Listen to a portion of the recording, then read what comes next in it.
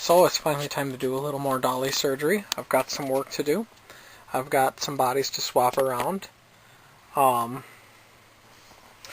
This is actually my wife's doll, Asashi, and she is currently on this Volks soft bust, which I've shown before is hard, except for in the bust area. They're pretty strong, pretty sturdy.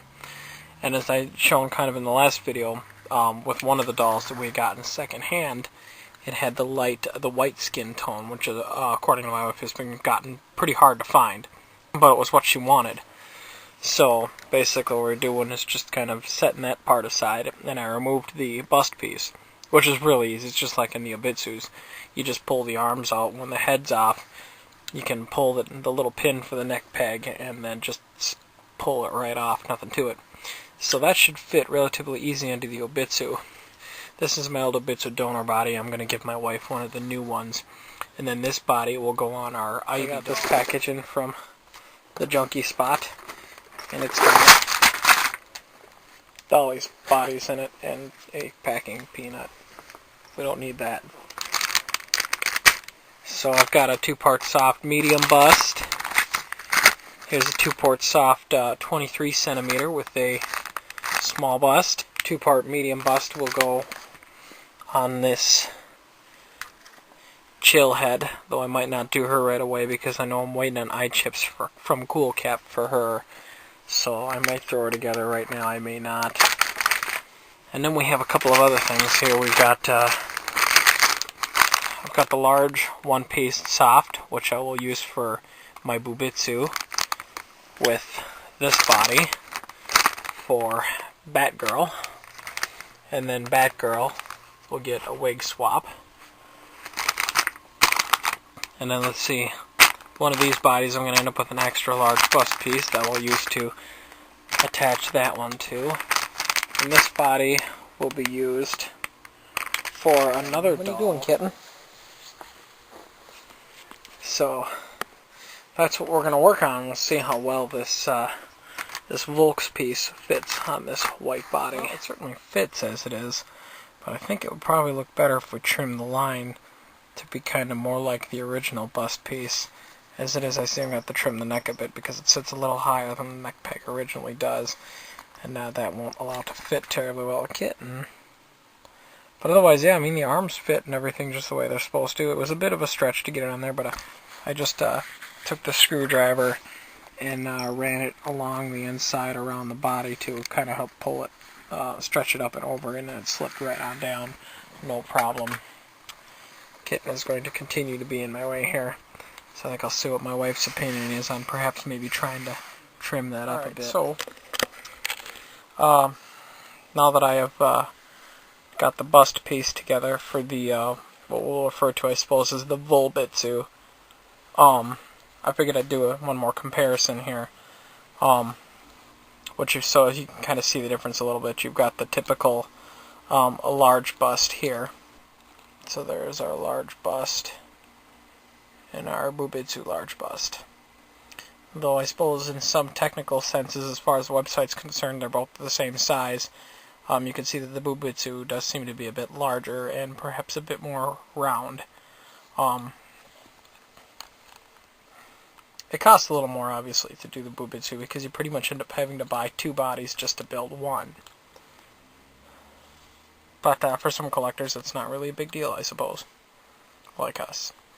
And then we have our new Volks Obitsu, the Volbitsu, or whatever we want to call it.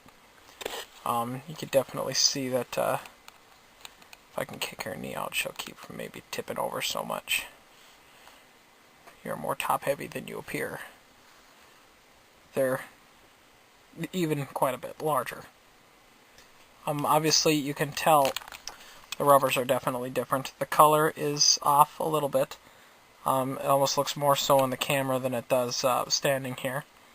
And obviously the rubber on the Volks body is a bit thicker than the rubber on the Obitsu body. So there is a bit more of a line there. But it's not too bad, considering, comparing it to hard bust bodies, there's definitely a bit of a difference. So that's our comparison between the two, the Volbitsu and the Volbitsu. I'm happy with my Volbitsu. That's my favorite body that I've created because I like the very, very clean lines that she has. My wife wanted the Volbitsu to more or less replicate herself.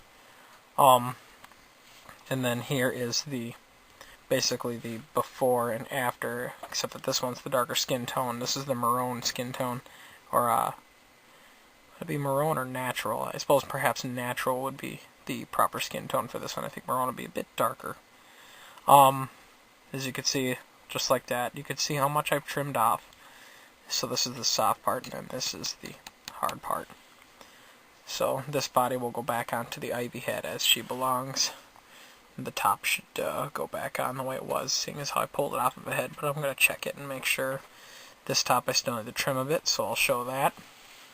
Also, other things about the differences, as the Obitsu bodies get older, I don't really have much issue. Let's see.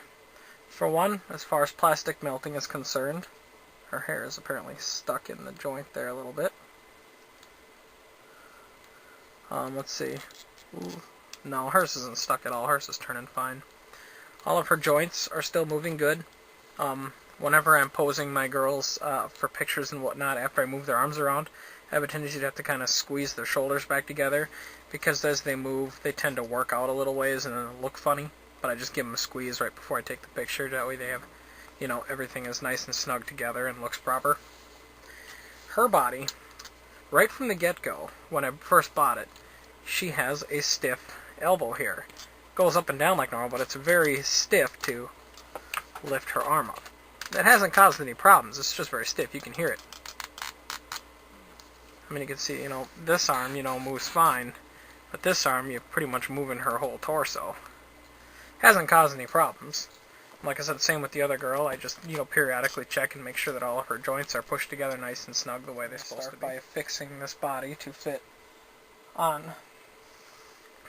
my wife's chill head, which needs to be cleaned up a little bit. When I go to line it up, I can see that clearly the peg is going to interfere with the iMac. As I'm going to take this little tool here, which is a sort of cutoff wheel, because I have access to these simple little power tools. Not that these things are very expensive. I mean, you can pick up a cheap one of these tools at Walmart for about $20, and it's one of the most useful tools for modifying dolls and many other things. But otherwise you can use, a file or maybe a very small handsaw to trim the piece down. This is just a lot quicker and easier. I'm actually going to trim it right down to about where this line kind of curves under here, because I know I don't need a ton anyways. I just want a nice little section there. So I'm just going to go ahead and cut that. It has a faster speed, which would give me more power, but it's quite a bit more noisy that way, so I figured I'd have it on the lower speed, make it a little quieter. So then I just peel off these extra chunks of plastic. So yeah, I was quick and painless with that tool. Doesn't hardly take any time at all. So I'm gonna take a look and see how it mates up in her head. Looks pretty good. I figure a couple of rubber binders just to kind of keep it nice and centered. And that body, I believe, will be ready for install. It's common to use these little rubber hair binders. They are very elasticy, and which is nice because they will keep a nice snug fit and not sneak out and make funny. They're perfect for just building that little bit that you need to keep from having a wobbly neck on the peg.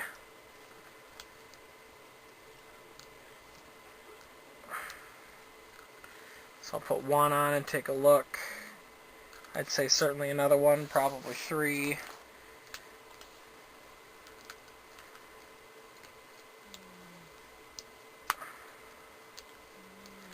Just get it wrapped nice and snug, because a nice snug fit is more like the original plastic, Yeah, I would say that's a pretty good fit. So what we've got here, not too close, there we go. We've got a nice, snug, supportive fit. The neckline matches up very nice. Sorry if I keep coming out of the camera here and there. So that'll be perfect. Before I attach her head to the body, I'm going to remove her iMac and see if I can't clean it up a little bit. I think we're going to be getting her some new eye chips from Cool Cat pretty soon here. But for the time being, I think I'd like to kind of get her cleaned up a little bit, because poor girl needs it. So I'm just going to start by removing the springs that hold the eyelids in place. And then grab a nice little Phillips here. Take out the 3 screws that hold the iMac in place. All 3 of them should be the same, but it's always a good idea, if you can, to keep them in the same order that you took them out as. Or at least keep an eye on them. As long as you know that all 3 of them are physically the same, then you don't have anything to worry about. But you want to be careful, especially if you have a second-hand doll that might have had stripped plastic and you had to put a larger screw in. Because unfortunately, being such a simple plastic, it's very easy to be damaged. You know, when they made these dolls, they weren't intending for people to be modifying them, I'm sure.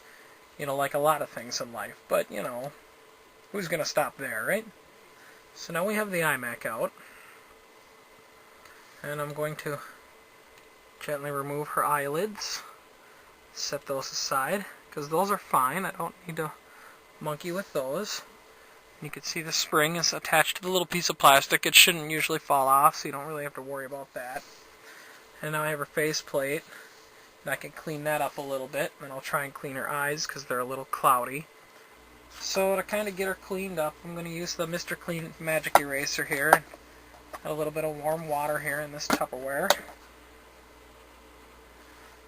Just going to absorb a little bit of water with Mr. Clean here, and just kind of see if I can't clean her up a little bit. I always do my best to make sure my hands are nice and clean before I touch my dollies, and I was just doing dishes in the kitchen, so not really any concern there. So this is working to take this spot off. They say you want to be careful when using Mr. Clean Magic Erasers, and don't use them too much or too aggressively in one spot, because you can begin to take the face-up makeup off. A Mr. Clean Magic Eraser works because it's a mild abrasive, kind of like a very, very gentle sandpaper. So naturally, if you use it too much and, you know, too roughly in one spot, then yes, it's going to take their face up right off. But I haven't had any issues with that yet. So I'm just gonna kind of get her cheeks clean there and the side of her head. I can literally see lines of where I was cleaning. See some stubborn spots on the ends there, but those are really easy to clean up. And then just kind of gently use this towel here to kind of dry her off and get a look at her. That's much better. It's like she had a nice little bath. I'm going to do the same thing here to the iMac and see if I can't kind of clean those up a bit. I'm just going to kind of hold the eye still, and oh yeah, that'll clean that up nicely.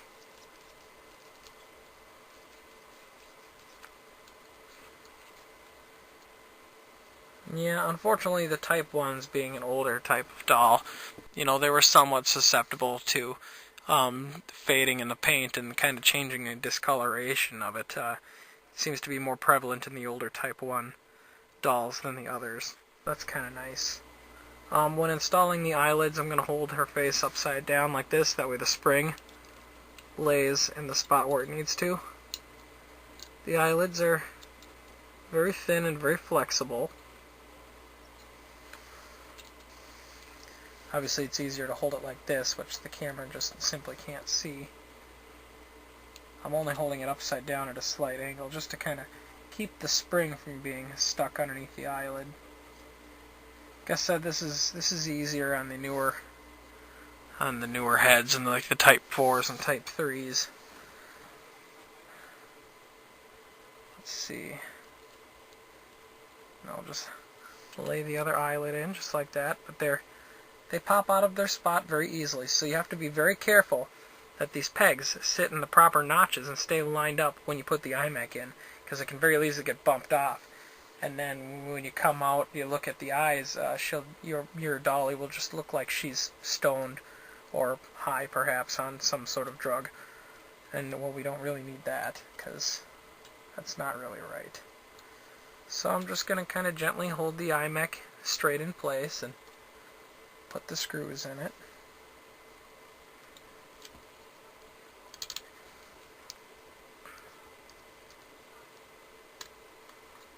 But other than that, my screwdrivers are very nice for the dolly repair because they're very easy to handle, and the screwdrivers are just the right size. So now I have these little springs.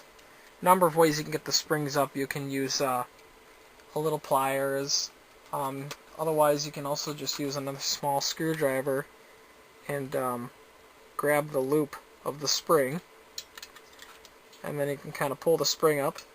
And usually after I've done them once, I usually kind of force the spring onto the peg a little tighter than it originally was, because the springs lose a little bit of their strength as they get older.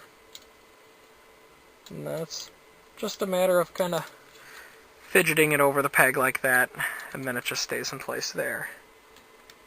Same thing on this one. Just like that. I hope that can be seen well on the camera. Yep, check her iMech. She looks left and right just fine. And then her iMech pegs. Works good. Yep. Looks good. Everything is working properly, so I can now reattach her head to her new body. I'll simply, like I did earlier, slide the neck peg into place on the head. Grab the appropriate back of her head, which is this one. Install the neck peg. I can't think of the term for these. The eyelid pegs.